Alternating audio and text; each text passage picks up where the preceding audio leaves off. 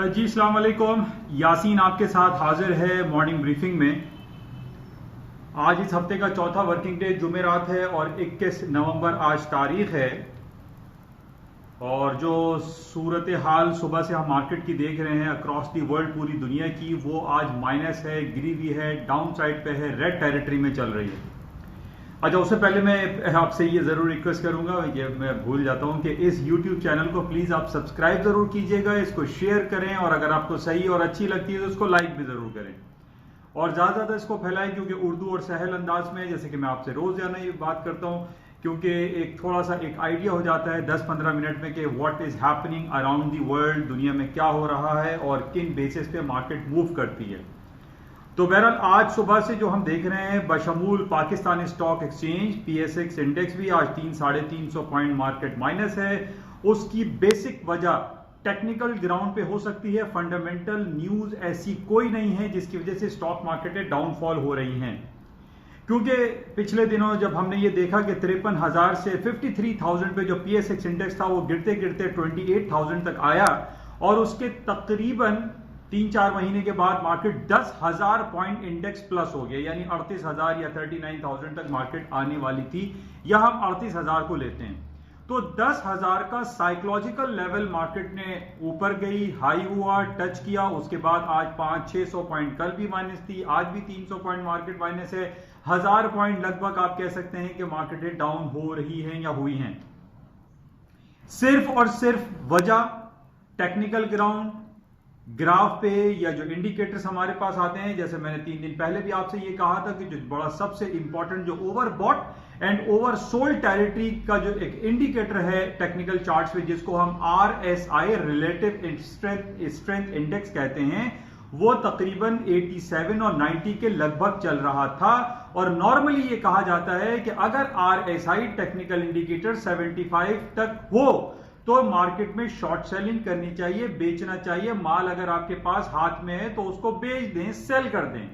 ये उन लोगों की बात मैं करता हूं जो कि डेली बेसिस पे, एक इंट्राडे या वीकली बेसिस पे जो ट्रेड करते हैं, जो मार्केट में इन आउट करते रहते हैं, उनके लिए इन टेक्निकल इंडिकेटर्स को मलूज़े खातिर रखना बहुत जरूरी होता है। और आज हम यही देख रहे हैं कि सिर्फ टेक्निकल ग्राउंड पे पाकिस्तान और पूरी दुनिया की स्टॉक मार्केट भी आप कह लीजिए, वो सारी की सारी आज माइनस है। अमेरिका की S&P, डाउ जोन्स, नैस्डैक भी आज निस्बतन मार्केटें माइनस हैं, रेड टेरिटरी में है, डाउन साइड पे हैं।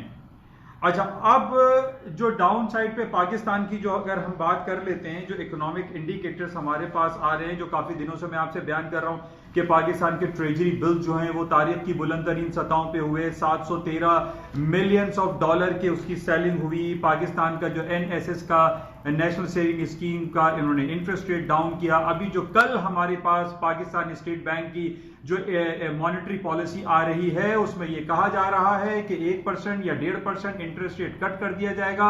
अभी हमारा पाकिस्तान का 13.25% इंटरेस्ट रेट चल रहा है और कल बड़ा इंपॉर्टेंट फ्राइडे को हमारे पास ये रिपोर्ट आने वाली है कि पाकिस्तान अपना इंटरेस्ट रेट कट कर देगा। अच्छा, जहां तक जैसे मैं आपसे कह रहा हूं कि बैड न्यूज कहीं भी नहीं है, इस वक्त भी आज भी जो डिफरेंट अखबारात में ये खबर लगी हुई है कि पाकिस्तान का जो टारगेट था, पाकिस्तान गवर्नमेंट, इमरान खान की गवर्नमेंट का, कि ट्रेजरी बिल के थ्रू 500 बिलियन ऑफ रुपीस के वो टी बिल सेल करेंगे। 240 अरब रुपए के ट्रेजरी बॉन्ड्स, ट्रेजरी बिल्स बिक चुके हैं। ये बहुत गुड न्यूज है। It's a very nice gesture और वेरी नाइस इंप्रूवमेंट। पाकिस्तान की जो गवर्नमेंट है इमरान खान साहब की, वो बहुत अच्छा काम कर रहे हैं, बहुत अच्छी परफॉर्मेंस चल रही है। इसी तरीके से एक गुड न्यूज ये भी लगी हुई है कि पाकिस्तान बिजनेस काउंसिल ने बहुत अच्छा इनको सराहा है, जो पाकिस्तान की फेडरल कैबिनेट ने अनाउंस किया है कि नेशनल टैरिफ पॉलिसी जो अनाउंस की है वो बहुत अच्छी है, खुश आइंद है। पाकिस्तान बिजनेस काउंसिल ने उसको सराहा है। मैं यही आपको बात कर रहा हूं कि पाकिस्तान के जो इकोनॉमिक इंडिकेटर्स अब आ रहे हैं, जो हम जिनको हम वाइटल साइन कहते हैं, पाकिस्तान का GDP हो गया,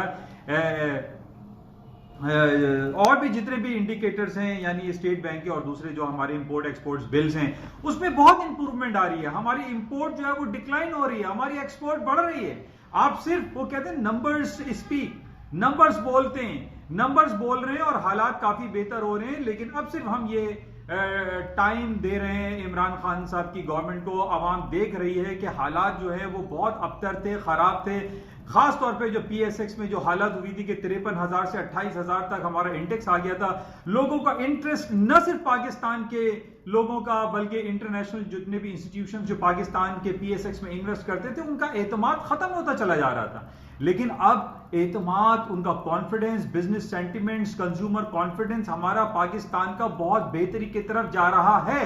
और आइंदा भी आइंदा जो हमारे पास डिफरेंट रिपोर्ट्स आ रही हैं वो रिपोर्ट्स बहुत अच्छी आ रही हैं। तो इसलिए मैं तमाम लोगों को ये कहता हूं कि पाकिस्तान स्टॉक एक्सचेंज एक इमर्जिंग मार्केट है और बहुत अच्छा हमारे पास पोटेंशियल है। और इमरान खान साहब जो कोशिशें कर रहे हैं खासतौर पर टूरिज्म डिपार्टमेंट में, वो बहुत ज्यादा प्रमोट कर रहे हैं। जिस तरीके से उन्होंने एक रिलीजियस हार्मोनी के हवाले से करतारपुर कॉरिडोर को ओपन किया है, जिसमें पूरी दुनिया ने पाकिस्तान की इस कोशिश को और इस अमल को सराहा है। और इस वजह से पाकिस्तान में इन लॉन्ग रन इन्वेस्टमेंट बहुत ज्यादा आएगी। बहुत ज्यादा हमारे पास जो इकोनॉमिक इंडिकेटर्स हैं वो बहुत अच्छे हैं, हमारी पॉलिसीज अच्छी चल रही हैं। हमारे यहाँ जो करप्शन एंड बदउनवानी का जो सिलसिला है वो काफी कर्टेल होता चला जा रहा है। लेकिन हमारे यहाँ एक बेचैनी लोगों में पाई जाती है और वो ये कहते हैं कि जनाब इंस्टेंट वर्क होना चाहिए, फौरन होना चाहिए। ऐसा मुमकिन नहीं है। देखिए हर चीज में टाइम लगता है, इट टेक्स टाइम। इसी तरीके से पाकिस्तान ने अभी जो बुधा, जो हमारे टेक्सला और नॉर्दर्न एरियाज में जो हमारी एक कल्चरल वैल्यूज थी, जो एक बुद्धिज्म के हवाले से बहुत ज्यादा लोग जो है वो काफी नेगेटिव था पहले, यानी पिछले अदवार की मैं आपको बात कर रहा हूं। लेकिन इमरान खान साहब ने जिस तरीके से टूरिज्म डिपार्टमेंट को ऊपर लाने की कोशिश की, ये बहुत बड़ा अमल है। बिल्कुल वैसे ही जिस तरह करतारपुर में सिख यात्री या सिख कम्युनिटी हमारे पास आएंगे तो वो बिलियंस ऑफ डॉलर हमें देंगे। इसी तरीके से ये जो बुद्धिज्म के हवाले से जो काम हो रहा है टेक्सला में, हमारे नॉर्दर्न एरियाज में, जो हमारी एक हिस्टोरिकल और कल्चरल वैल्यूज थी उनको रिवाइव किया जा रहा है, ये बहुत पॉजिटिव है। और इससे हमारे जो एक फॉरेनर्स हैं, हमारा टूरिज्म डिपार्टमेंट बहुत आगे जाएगा।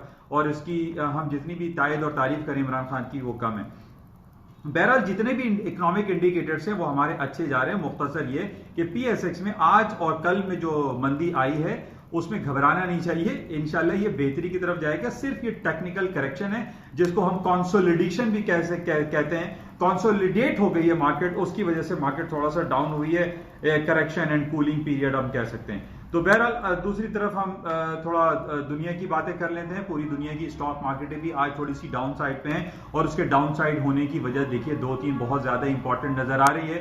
खास तौर पे जो डोनाल्ड ट्रंप की इम्पीचमेंट के हवाले से काफी पेशरफ्त होती चली जा रही है। और यूरोपियन यूनियन और यूक्रेन के जो डिप्लोमेट्स थे उनको कांग्रेस में ग्रिल किया जा रहा है, उनसे पूछा जा रहा है कि जनाब आपने जो सिलसिले रवा रखे वो क्या डोनाल्ड ट्रंप के कहने पे किया या आपने अपने तय किया। तो उसमें बहुत सारी बातें ये सामने आई हैं।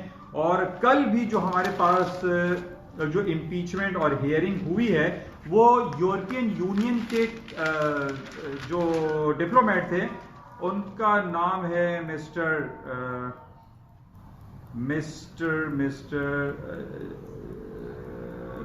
गॉर्डन सॉन्डलैंड। मिस्टर गॉर्डन सॉन्डलैंड ने 2-3 बातें बड़ी इंपॉर्टेंट की हैं और जिसका मुख्तसर मैं आपको ये बता रहा हूं, जिसमें ये कहा जा रहा है कि उन्होंने ये इंडिकेट कर दिया है कि उन्होंने जो भी काम किया था यूरोपियन यूनियन में रहते हुए या उससे पहले जो यूक्रेन के डिप्लोमेट्स थे, उन्होंने तमाम काम जो किए हैं वो डोनाल्ड ट्रंप, प्रेसिडेंट ट्रंप के कहने पे किए हैं।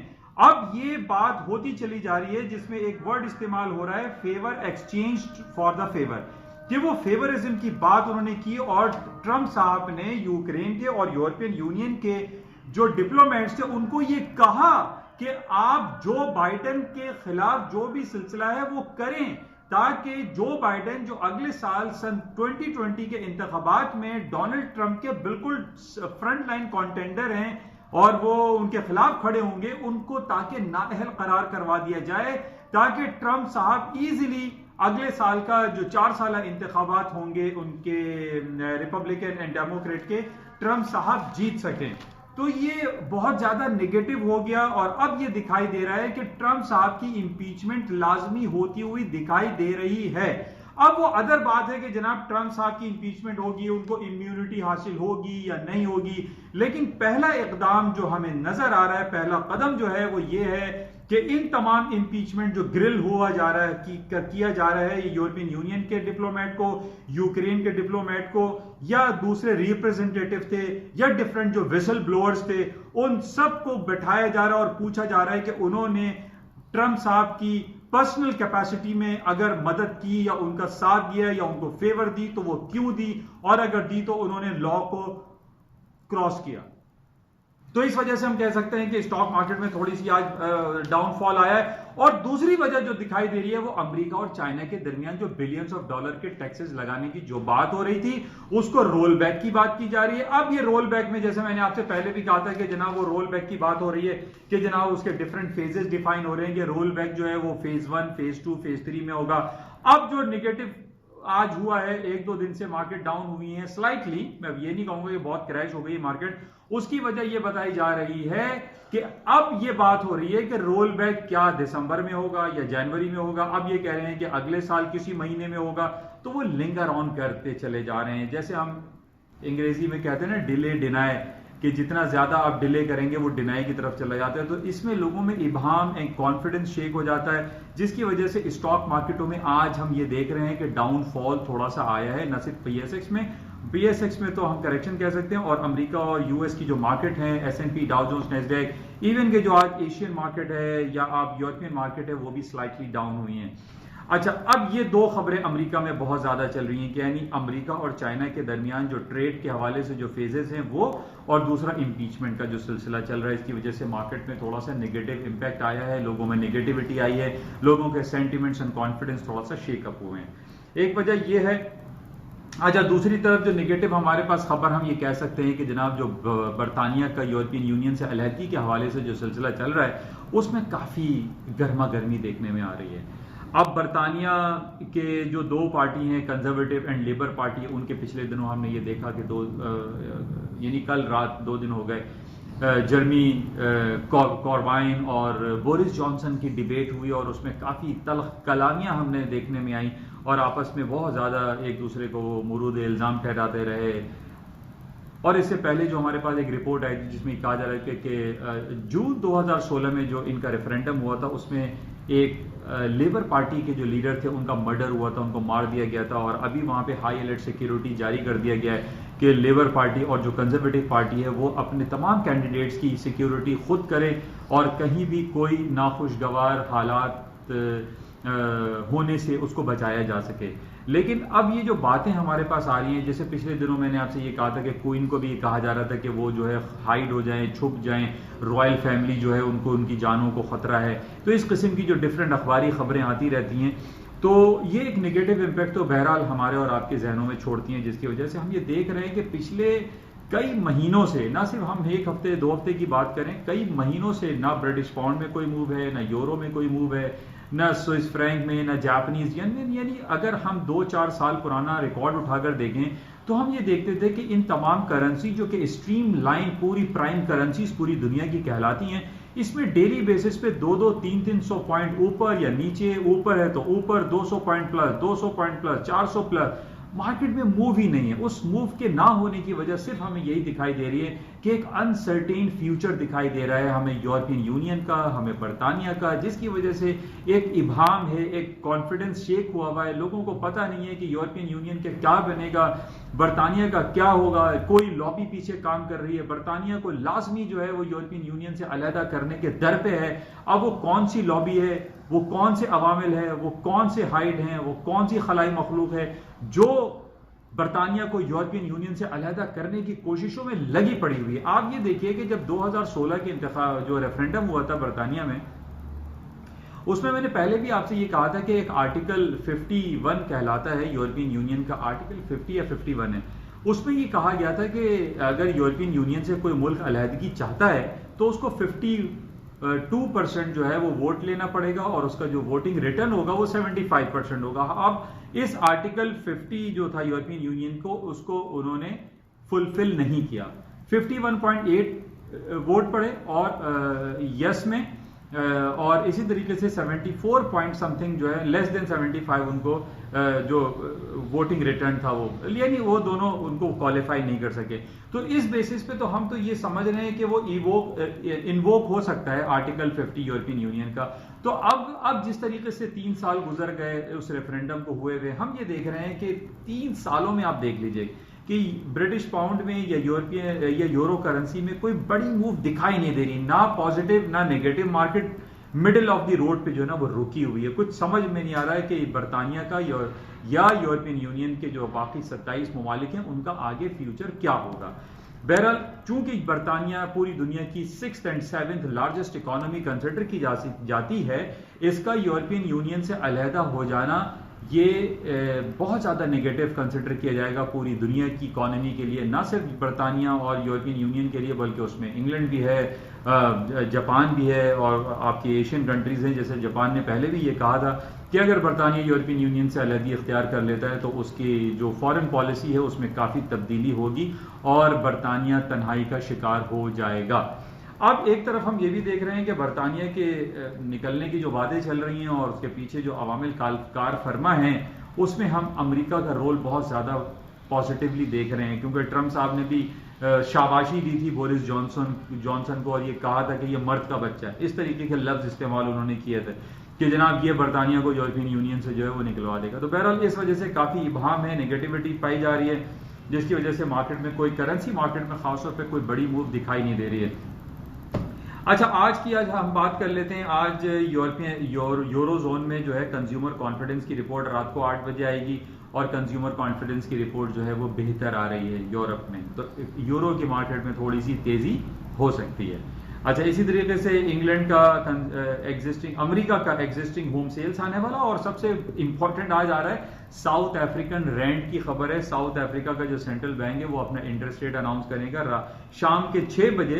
इनका प्रीवियस इंटरेस्ट रेट 6.5% है, 6.5 की ही फोरकास्ट है, अनचेंज की फोरकास्ट है। बहरहाल साउथ अफ्रीकन रैंड पे भी मार्केट काफी मूव करती है और मार्केट वेट करती है कि साउथ अफ्रीकन रैंड की जो सेंट्रल बैंक है वो आज क्या अनाउंसमेंट करेगी। अच्छा, इसके साथ ही मैं आपको एक बड़ा इंपॉर्टेंट पॉइंट जो बताता हूँ, वो जैसे यूरो का कंज्यूमर कॉन्फिडेंस की रिपोर्ट आज आने वाली है शाम को रात के 8 बजे। देखें, 2 चीज़ें मैंने पहले भी आपसे जिक्र किया था, उसको बहुत ज़्यादा इंपॉर्टेंस दिया करें और इसको रियलाइज किया करें। एक है कंज्यूमर कॉन्फिडेंस या बिजनेस सेंटिमेंट्स, और तीसरा है हमारे पास किसी भी कंट्री का या सेंट्रल बैंक का इंटरेस्ट रेट। अब आप ये देखिए कि पिछले दिनों अगर आप रिकॉर्ड उठा के देखें तो टर्की ने अपना इंटरेस्ट रेट 24% कर दिया था। उस 24% में क्या होना चाहिए था कि पूरी दुनिया की इन्वेस्टमेंट टर्की में आ जाती, लेकिन ऐसा नहीं हुआ। बिल्कुल इसी तरीके से पाकिस्तान में 13.25-14% इंटरेस्ट रेट चल रहा है, तो पूरी दुनिया की इन्वेस्टमेंट तो फॉरेन डायरेक्ट इन्वेस्टमेंट पाकिस्तान में आनी चाहिए, लेकिन नहीं आती। अमेरिका में इंटरेस्ट रेट 1.75 है, या पिछले दिनों 0% भी इंटरेस्ट रेट था अमेरिका का, लेकिन उसके बावजूद पूरी दुनिया की जो इन्वेस्टमेंट है वो अमेरिका में है। क्यों? उसकी वजह यह है कि अमेरिका का जो बिजनेस कॉन्फिडेंस है या कंज्यूमर कॉन्फिडेंस है या बिजनेस सेंटिमेंट्स है वो मोर देन 100 पे चल रहा है। 125 उनका इंडेक्स है, 125 उनका कंज्यूमर कॉन्फिडेंस है, उनका 120-25 पे बिजनेस सेंटिमेंट्स हैं। तो अब इस बिजनेस सेंटिमेंट्स को इंटरेस्ट रेट से अगर आप कंपेयर करते हैं तो आपको यह पता चलेगा कि पूरी दुनिया में लोग इंटरेस्ट रेट को कम देखते हैं, वहां के बिजनेस एंड कंज्यूमर सेंटिमेंट्स और कॉन्फिडेंस को ज्यादा देखा जाता है। तो मैं भी ये पिछले दिनों आपसे ये कह रहा था कि पाकिस्तान का जो कंज्यूमर एंड बिजनेस सेंटिमेंट्स है वो महज 45% कह लीजिए या 45 है, तो ये जो कि बहुत कम है। हमारा इंटरेस्ट रेट 13-14% है। लोग जो है हमारे पास नहीं आते इन्वेस्टमेंट करने के लिए। उसकी वजूहत हमारी पॉलिटिकल अनसर्टेनिटी है, रोजाना धरना पॉलिटिक्स चल रहा है, जो भी गवर्नमेंट आ जाए अपोजिशन उसकी टांग खींचने में लगी रहती है कि जनाब हम इसको गवर्नमेंट चलाने नहीं देंगे। तो ये हमारे जो सेंटिमेंट्स हैं, जो कंज्यूमर एंड बिजनेस सेंटिमेंट्स है, वो बहुत दगरगू हालत में, इसको हमें इंप्रूव करने की जरूरत है। तो हमारी पाकिस्तान की स्टॉक्स हैं जो कि आज तकरीबन 2 दिन में 700-800 पॉइंट डाउन हो चुकी है। हम कोशिश करें कि अपने पॉलिटिकल जो सिस्टम है उसको चलने दें, अच्छे तरीके से हमारी जुडिशरी भी चले, और ताकि पूरी दुनिया में जो पैगाम जाए पाकिस्तान का वो एक अमन और शांति के हवाले से जाए, एक रिलीजियस हार्मोनी के हवाले से जाए, जिसकी वजह से पूरी दुनिया का इन्वेस्टमेंट हमारे पास आ सकती है। आज हम बहुत सारी जो तरक्की याफ्ता ममालिक हैं, हम उनको देखते हैं कि उनके पास billions and trillions of dollar की जो है इन्वेस्टमेंट होती है। उसकी वजह यही है सबसे कोर पॉइंट जो है उनका बिजनेस एंड कंज्यूमर सेंटिमेंट्स है, रिलीजियस हारमोनी है, हालात अच्छे हैं, business ease for doing business का जो कॉन्सेप्ट इमरान खान साहब ने दिया है, ये हमें परवान चढ़ाना चाहिए, जिसकी वजह से हमारे हालात मजीद बेहतर हो सकते हैं। इंशाल्लाह फिर आपसे रब्ता रहेगा। आज के लिए इतना ही काफ़ी है और रात में देखेंगे कि मार्केट में क्या खबरें रहती हैं। अच्छा, इसके साथ ही कल रात को हमारे पास FOMC की मीटिंग मिनट्स आए थे, जिसमें ये कहा जा रहा है कि इस महीने जो दिसंबर की आखिरी मीटिंग होगी FOMC की, उसमें हो सकता है कि अमेरिका अपना इंटरेस्ट रेट कट ना करे, जिसकी वजह से मार्केट में कोई बड़ी मूव कल नहीं आई। तो इंशाल्लाह रास्ते में रहेंगे और देखेंगे आज सारा दिन क्या मूव होती है। थोड़ी सी मार्केट में ये स्पीच थोड़ी सी लंबी हो गई है, लेकिन मैं आपसे ये कहूँगा कि इस यूट्यूब चैनल को आप सब्सक्राइब करें और सुने। 5-10 मिनट की क्लिप है या कभी 20 मिनट की हो जाती है, तो इससे आपको थोड़ी सी एक आगाही रहेगी और ये पता चलता रहेगा कि दुनिया में क्या हो रहा है। इंशाल्लाह रास्ते में रहेंगे। Thank you.